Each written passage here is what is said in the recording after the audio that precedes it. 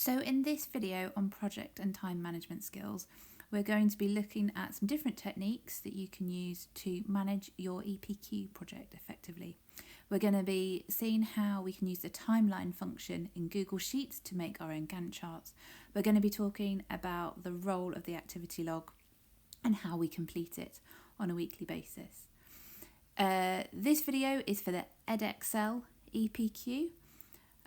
So remember, you can use the pause button. There'll be points where you need to stop and work on an activity, but go through and follow the instructions and bring any questions you might have to your next EPQ taught skills lesson. So remember, throughout our taught skills session so far, we have been talking about the importance of identifying what's going to take place and what you would like to do within your EPQ, of planning out carefully what order you're going to do different tasks in and what tasks need to be completed. And then once you've started the independent research phase and the independent project phase, of managing how the project is progressing by referring back to your plan and keeping track of how it's going, making changes and adaptations to your plan as needed. So keep this mantra in mind throughout everything that we're doing. Identify, plan, manage. Now we're getting to a point where we have nearly finished writing up our plan on our project proposal document, and so it's nearly time, once that proposal is approved and we are starting the project, it's nearly time to move into the manage phase. We manage the progress of the project, and it's very much the onus, the responsibility is on you, the student, to manage the progress of your EPQ as you go through. And the activity log is the document that you show that management of the project in. So it's very, very important that we've got a clear idea about how to complete it in a detailed manner. So before we go any further, just to have a little think about what skills and behaviours you associate with managing projects and work and extended pieces of work, have a look at these words on this slide and which of these skills and behaviours do you think are necessary for successfully managing an extended project. You might want to pause the video, just have a think about it. Have a think about whether you think you need all of these or a combination of these. Are some more important than others? It might be that you don't think of yourself necessarily as a very organised person, or you might not feel that you have a lot of experience of managing long extended pieces of work, but that doesn't mean that you can't learn to be. These are skills that you can learn like anything else. So which ones of these do you think are important for successfully managing an EPQ? Maybe have a think about which ones you think you've already got, which skills you already have, and which skills you'd like to develop during the course of the EPQ this year. So now we've had a think about what skills are needed in terms of managing and organising an extended project. Hopefully one of the things that became clear is that a certain amount of organisation, a plan, is needed to manage the project successfully. When we were talking about identify, plan, manage, we have to identify what we want to do. We need to plan out what order those steps are going to happen in and when they're going to happen, make sure they can fit into the time we have available. And then we need to start and manage and check that we're meeting our plan. Now, one tool that you might find helpful in this is a Gantt chart. A Gantt chart, many of you may have heard of a Gantt chart before, but it's essentially a diagram, a chart that sets out visually all the different tasks that need to be completed at different points across an extended period of time, so you can see how they fit together. It will allow you to see busy points in the year where you've got lots of activities that need to be completed all at the same time. It allows you to see if you've got any pinch points in your project. So if one activity must be completed before another one, you can see whether that's going to fit in or cause any scheduling problems. And it should allow you to work backwards from our submission deadline for the EPQ at the end of the year and make sure that it is possible to plan everything in, so you've got a clear idea about how much work needs doing between now and February half term, and you can get off to a good start. So we've got some instructions on the next couple of slides, but it'd probably be best if you follow these instructions on Google Sheets on a desktop or on a laptop It's much easier to work on Google Sheets on a desk or a laptop rather than a tablet. So get everything set up so you can have a go on Google Sheets now.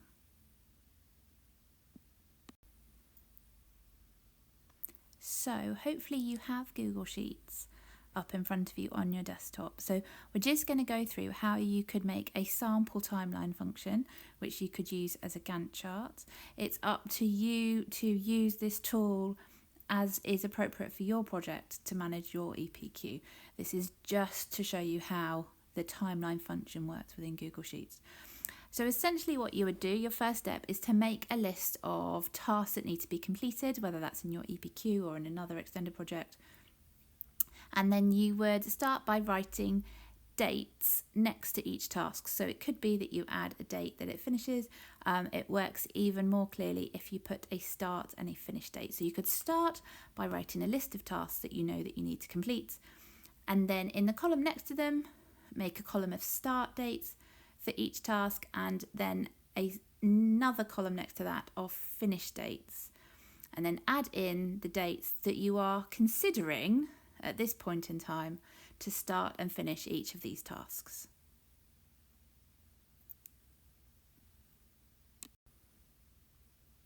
Now, once you have that list of tasks and the start dates and the finish dates, and you can always just try this function out first of all with a shorter list of tasks if you find that helpful. Highlight all of those columns. So highlight the list of tasks, the start date and the column date, as you can see just here. Highlight them all and then go to Insert on the top bar and then scroll down to Timeline, as you can see just here, and click on Timeline. There, a dialog box will come up. If you're feeling confident, you can go straight into tweaking things on the dialog box, but otherwise just click OK, click Make the Timeline. And what you should see comes up on another tab. So it's Sheets on the bottom. You should have Sheet 1, Sheet 2, Sheet 3, etc.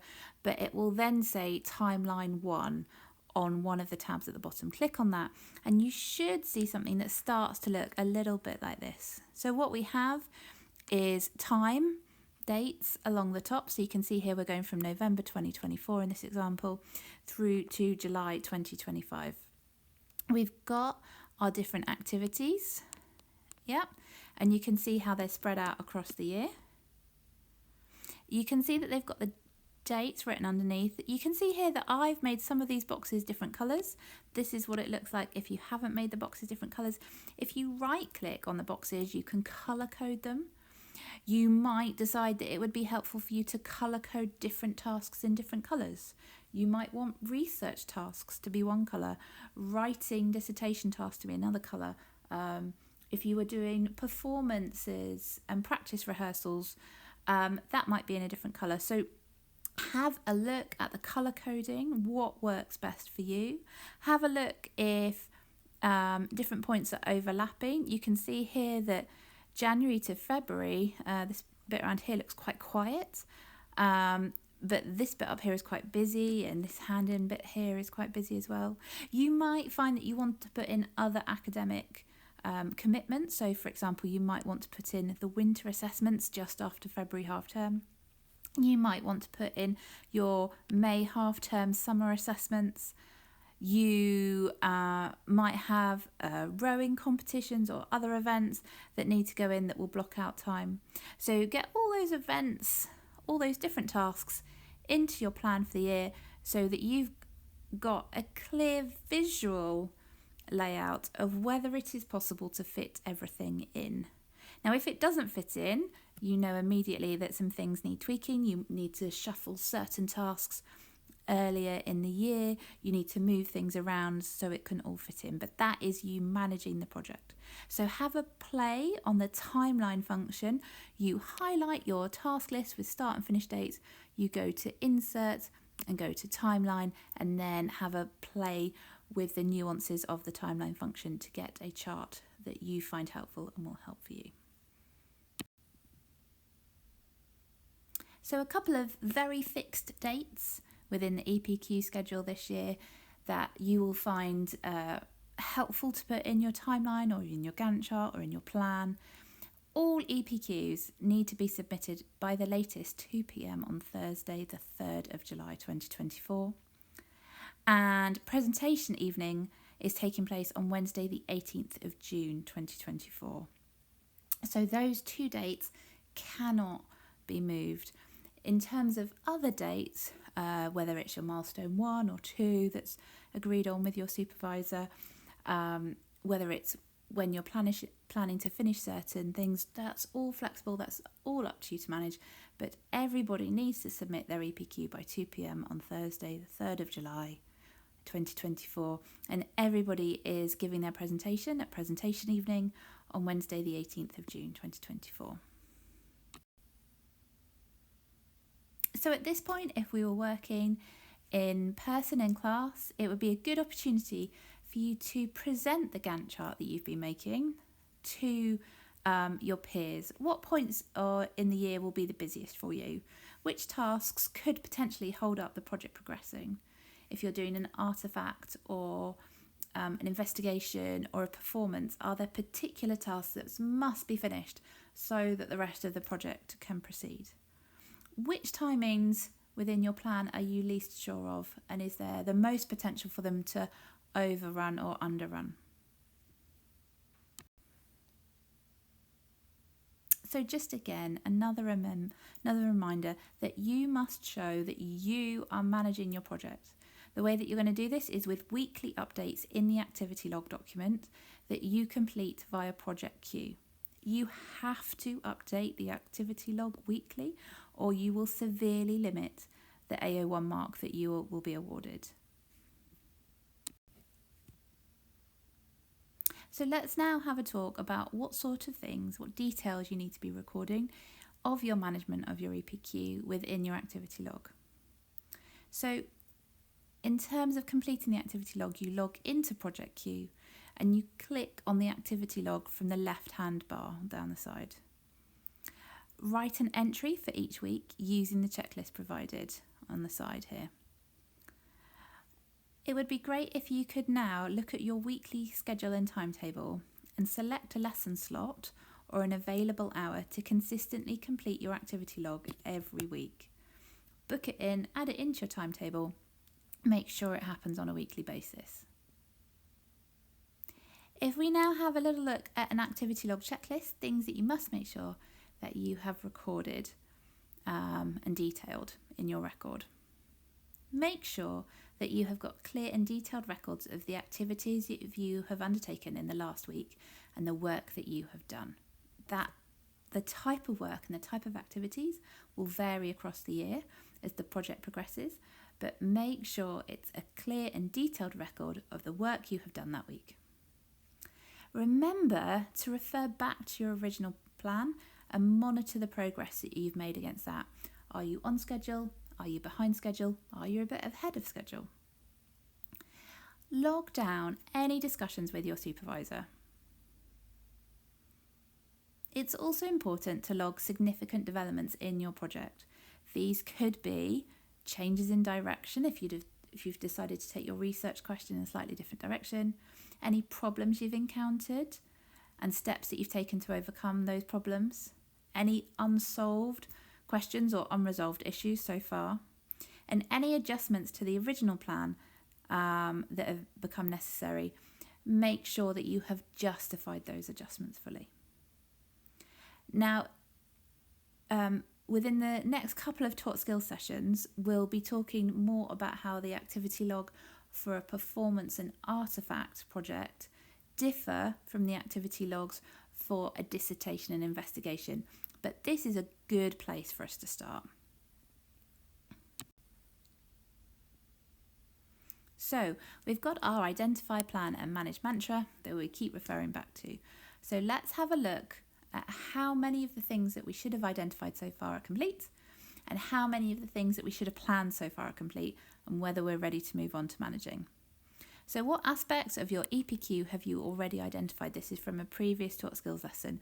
Have you identified the type of EPQ that you want to complete? A dissertation, an investigation, a performance or an artifact? Have you identified your research question or hypothesis for a dissertation or investigation, your brief for an artifact, or your commission for a performance? Have you identified the research objectives and aims for your project? Have you identified the research methods that you're going to use and the type of research that you are going to conduct? So, for example, if you're going to complete an investigation, what primary research methods are you using? How are you going to analyse your data once you've collected it? In terms of resources, have you identified some initial resources to use and get you started in your research project? And finally, have you identified the main tasks that need completing within your particular EPQ to fully answer your research question, hypothesis, brief, or commission? So that's our identify, the things that we need to identify. Once those are all identified, we can start to plan out our EPQ in more detail. So which aspects of the EPQ have you already planned? Have you finalised your research question, your research hypothesis, your brief, or your commission? Have you planned out your research aims and objectives? These would probably most clearly be seen by the mini research questions within your project proposal. Have you planned out the timeline within your proposal for the whole EPQ? Have you planned which resources to use or to start using?